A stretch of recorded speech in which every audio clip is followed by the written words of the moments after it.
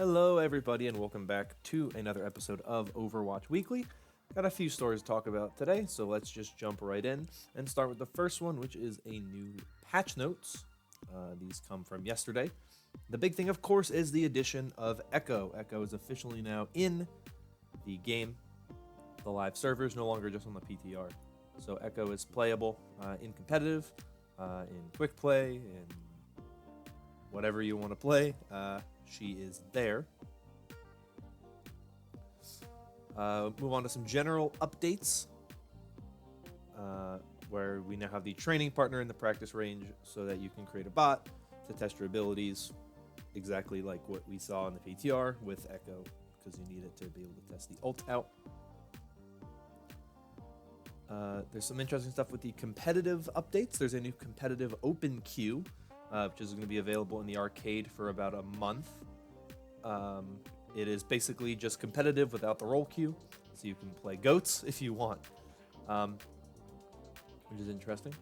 Of course, we have something we're talk a little bit about later, but there's been some changes to hero pools and map pools. We'll talk about that in a little bit later. There's an entire article on that I want to touch on when we get to that point. There's also some hero updates. It's actually only one. It's the Tracer's Blink, where they improved the accuracy of Tracer's blink movement such that Tracer will more likely end up where the crosshair is pointing. Comments on this one are that Tracer will now blink around and over obstacles more easily to move towards the crosshair location. For example, if you aim alongside the corner of a wall, Tracer will blink past the corner. Tracer cannot blink through a space which she otherwise cannot fit normally. Tracer cannot blink over an obstacle which she otherwise cannot jump over normally, with the jump originating from Tracer's height at the start of the blink movement. We hope that these changes to Tracer's blink will feel more responsive than before. And then, of course, there's also some bug fixes as usual, but that's it for the new patch. Obviously, the big things are Echo and the changes to competitive, and we'll talk a little bit more about both of those things now. So first, with Echo, you can now unlock Echo-themed rewards through Twitch, much like you have stuff with the Ashes Mardi Gras challenge, or the Recall challenge, or whatever it was called. All these challenges that you can participate in to unlock rewards. There is now one for Echo. Now, there is no in-game event for Echo. There's no win 9 games, win a skin for Echo. It's just these sprays that you can get through Twitch. So you can see those things now. You can see the different rewards you can get. I really like them all. I think they're really cool. I like the Genji one at the bottom is very Spider-Man memey. I like the one of Echo and Dr. Liao at the 6 hours. I also really like both of the 4-hour ones. I think they're all pretty good. I always love the sprays that they do. These are going to be available through April 20th, so you don't have a ton of time. Normally you get more time. And you can watch any Twitch streamer, but their spotlighted streamers are XQC, Emong, Kabaji, Harblue, and Holly Whirl. So those are the ones who you're going to want to watch for the highlighted ones, but you can watch any Twitch streamer who is streaming Overwatch, and you can get the Echo unlockables. Also, there's a little tournament that they're doing with $50,000 up for grabs. There's some more information on that in the link in the description if you want to see that as well. Let's talk about the hero pools and the map pools. With the hero pools, they are being unified. As they say here, we received a lot of helpful feedback since hero pools came to competitive play that the system was achieving our goal of shaking up the meta from week to week. We've also heard that some aspects of the system are confusing or unclear, including why certain heroes or roles are rotated each week, or why the exact number of heroes available is inconsistent from week to week. In addition, having separate hero pools for competitive play and the Overwatch League in the same week led to a confusing or disjointed experience for players who follow the league. Starting April 13th, we intend to address this by having a single unified hero pool. allowing both the Overwatch League and competitive play to mirror each other as closely as possible and making a more consistent viewing and play experience. Here's how this will work. To determine a week's hero pool, we'll compile hero players from high-level competitive play matches from the preceding 2 weeks. Heroes with play rates above a certain threshold will be eligible to be removed. The higher their play rate, the more likely they are to be removed. Based on that, 1 tank, 2 damage, and 1 support will be randomly removed from play. Note that all heroes will not be removed 2 weeks in a row. At the end of each Sunday's Overwatch League matches, we'll announce the hero pool that will be used that upcoming week for both live competitive play and the Overwatch League. That pool will go into effect in the game Monday morning, and the process will occur every week of the Overwatch League regular season. During weeks that there are no Overwatch League matches, the same data will still be used to determine the hero pool, and you will find out Monday morning. So that is how the hero pools are changing. I have some issues with it, mainly that there is a bit of inconsistency or weirdness with it, because you hear high level competitive play, right? It means that it's not just the Overwatch League. It's also stuff like Grandmaster, Master, Diamond. I don't know. It doesn't really say exactly what high level competitive play is. Is it only top 500 matches? Is it Overwatch League and down through Diamond, down through Plat? What determines high level competitive play? We don't know. There's some weird heroes in the rotation this past week, like Ashe and Genji, who don't get a ton of playtime, but they were still eligible to be removed. So it's a little weird, but we'll just have to see what happens.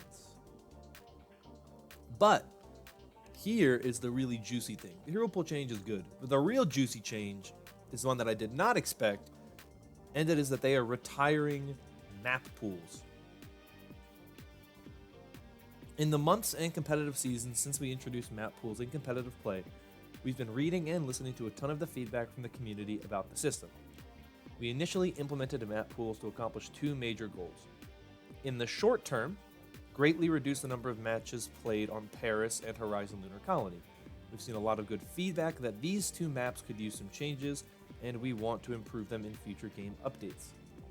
In that end, we're taking a look at Paris first with an eye toward updating the map's layout and making it more fun to play.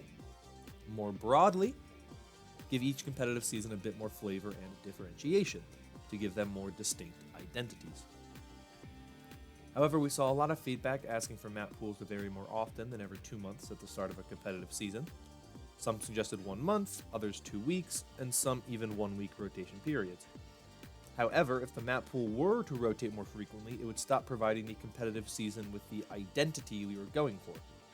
In addition, if we changed the map pool faster, you might not even notice that maps were missing or back from one cycle to the next. To simplify the competitive experience, we are going to no longer have rotating map pools starting April 14th. Instead, competitive play will include all of the maps, with the exception of Paris and Horizon Lunar Colony. When we make updates to those 2 maps to improve their play in the future, we'll add them back into the pool at that time.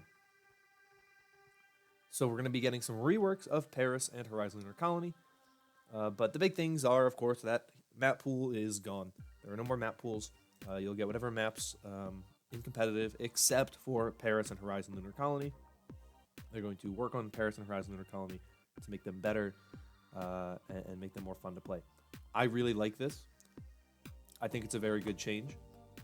I'd never really thought map pools was a good idea either, because if you get a season with a map pool that's kind of bad, you're like, well, that's good. That stinks. You play the same map pool for 2 months, and then you get back to the next map pool, you're like, oh, this map pool's awful. Why can't we just play the last map pool? So I like that they're getting rid of the map pool. In general, I think that changing Paris and Horizon Lunar Colony is also good. Paris is one of my favorite looking maps, but it's not a fun map to play. I'll admit it. Horizon Lunar Colony, I don't mind it as much as some other people do, but it definitely does need some changes. Paris's choke is awful. It's really oppressive. The defending team has a huge advantage on that point. and it's the only way through. Which, yes, it's a choke, and that makes sense, but other maps at least have like a second way to get in. But the second way to get in for Paris doesn't do you any good. It doesn't put you up in a different area, right? You either have to go through the choke and go to the right, still having to go through the choke entirely and take damage as you try to move it into the right, or you have to go into the cafe on the left. But if you go through the cafe, you can't walk out that door because there's going to be a bastion shooting right at you. So I think that needs to be changed. Horizon's obviously so big and open that like you can't effectively do anything on offense. You can't dive or anything. It's just not a great thing. So I'm glad those two maps are getting looked at. I hope we see some changes to those. I don't know when those changes are going to go out. I don't know how long we can expect those. I'm sure they've already started working on it behind the scenes. I'd imagine these are things that'll happen before Overwatch 2 comes out, but we don't know yet. But that's my guess. But let's move on to the final thing, which is some forum action from good old Jeff Kaplan. Now, Jeff has been very, very active on the forums for a number of different reasons. One of the things he posted is something that I am a very, very, very big fan of, is an early screenshot of the game of Tracer, when she was first created, which you can see on the screen right now. There are some other screenshots in there as well. Someone was saying in a post, they posted a bunch of old things like Symmetra's teleporter and shield barrier from her ultimate, Torbjorn's armor packs, the Reaper like soul orbs, all this stuff. So there's some fun stuff there. There was some information on competitive open queue, some stuff about voice lines, like a retreat voice line. So there's some interesting stuff here, but I wanted to kind of touch upon a couple of things that I found very interesting. I've linked in the description just to the entirety of the developer activity part of the forum, so you can just find all of this stuff. You can go back to 4 days ago and you have Jeff talking about stuff like this. So there's some interesting stuff here, and definitely some stuff that I would check out if you are just curious about what goes on behind the scenes. But one of the things that's interesting is there's a post titled "A Voice Line Request Retreat." This is from Shivan Dragon. And they say, I find myself using group up with me when I actually wanted to say retreat. I think there should be a voice line for that. When you see the fight is lost and there's nothing to do other than flee and regroup next to the spawn. Now, obviously, some people may say, well, you can just do that by getting into voice comms, which is 100% valid and something that you probably should do.